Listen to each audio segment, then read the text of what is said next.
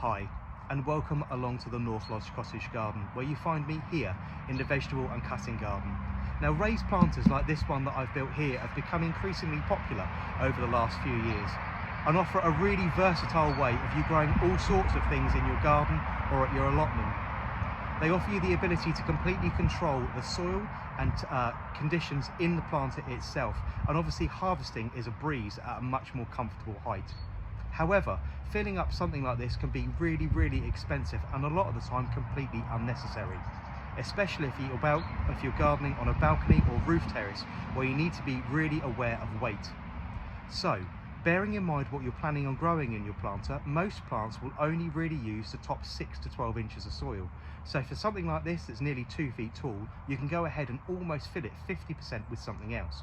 And I'm going to be using today Eco-Sustainable Solutions Woodland Mulch. Now, you've seen me use this in other videos before on the paths here in the vegetable and cutting garden.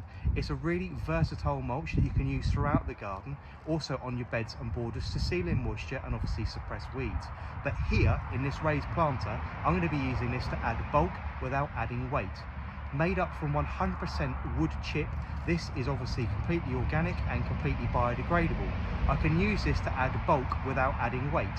It's open, coarse and porous, which means it's not going to hold water and it's going to be free draining and your planter will not get waterlogged.